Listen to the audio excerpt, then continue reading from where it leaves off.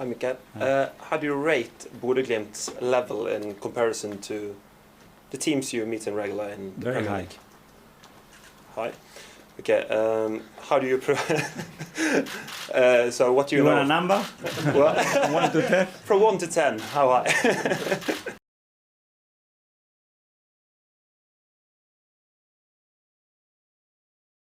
And got a big result in the eventual winners of the Europa Conference, beaten 6-1 by them. Obviously you spoke to your players about that and you're fully aware of the threat.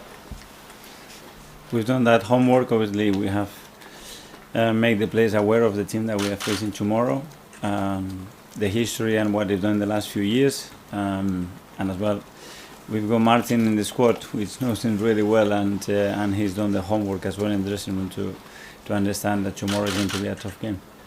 How do you balance how brilliantly well you've done so far, big game last weekend, a big game next weekend in the Premier League, wanting to rest some players, I'm sure, and give players who haven't played so much in the Premier League minutes, but also keep that momentum of winning going?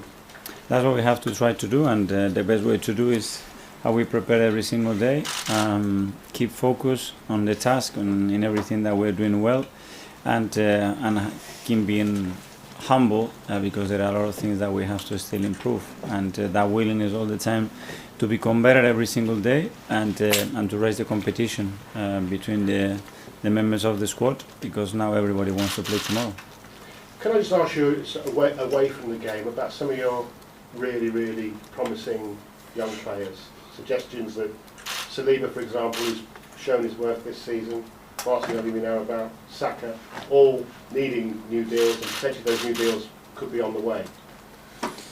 Well, obviously we have to plan for the future, and we are all working on it. Obviously Edu is on top of it, and all the board, and we will try to do the things in the right way, being fair and trying to plan the best possible way, and reward the players that, in our opinion, have a big future for the club. And when we have something to announce, we will do that. But the days when this club got to the final year of important players' contracts are probably in the past, aren't they? I don't know. I think every player is different, and what happened in the past, for sure, the people that were in charge had the right reasons or tried something that it was beneficial for the club. We will try to do the same thing and make sure that the club is always protected, that the club is always in a good position to move forward, and the players are happy to be at the club. Question for you, Hi, Mikael. How do you rate Bodo Glimt's level in comparison to the teams you meet in regular in the Very Premier high. League? High. Okay. How do you? So what do you know? Want a number? What? 1 to 10? From 1 to 10, how high? Very high, I said. Yeah. How do you prioritize the Europa League, especially with the start of the Premier League that you have had? We don't. It's a competition that is really important for us. We know how important it is to be on top of that group, and we have tough competition, and the home advantage, we have to use it, and that's why tomorrow's game is really important for us. Are there any player at Bodo Glimt that you've noticed or fear in particular? But there are a few really good players. I think he's a really good coach as well, and they have a really clear identity. How they play, you notice straight away what they're trying to do, and again, I've been impressed with them. Thanks. Hi, Joey Durso from The Athletic. Congratulations on the derby win. After that game, you singled out Thomas Partey for praise. You said about everything that he had been through. What exactly did you mean by that? Well, obviously that he hasn't had the consistency in the last few months. Obviously the injuries that he's been through, he's been in and out, and he needed a big performance like that. He contributed to the team in an exceptional way, and we are really happy with his performance. And how's his injury situation now? Sorry? How's the injury situation now? Is it looking okay? Yeah, he's looking fine. He doesn't need to play regularly and consistency and at that level. Yeah, Norwegian Broadcasting Company. Right. During the last national break, Norway had help from Man City's physio to support Erling Haaland. Do you find it anyhow problematic that he might know about your captain Martin Odegaard's health? No, I think it's something really common that that staff members, whether it's physios, doctors, fitness coaches, they work for national teams as well. Nowadays, football is so connected. We all know each other somehow, or someone has worked there. So the information is always there available if you want to try to find it. Hi, Miguel. Hi. Bodo Glimt is a really system-based team, and they have actually, the players they've sold the last couple of years have been struggling after new clubs. How do you, as an Arsenal manager, see like players that play on artificial grass, for example? How do you view them in terms of potential buys? Does that make any difference to you, or what's your view on that? Well, I don't know. You put it the other way around. Probably the players that are used to playing Deso pitch, which is what we use, and then you have to play an artificial. You notice the difference, and it takes a while to adapt. So I imagine, I don't know for sure. I imagine that when it's the other way around, it's a bit similar. If you spoke with Martin about Bodo Glimt, what did he say? What did he say you should be aware of before the match? No, we just discussed. I spoke with him about what I saw. We did the same with the staff, and he was really clear. He shared exactly the same opinion, and he said tomorrow will be a really tough match. I just wanted to ask about Reece Nelson. Obviously, he was out on loan last season. Is this a really big opportunity for him now that Emile Smith-Rowe is out to sort of come in and impress?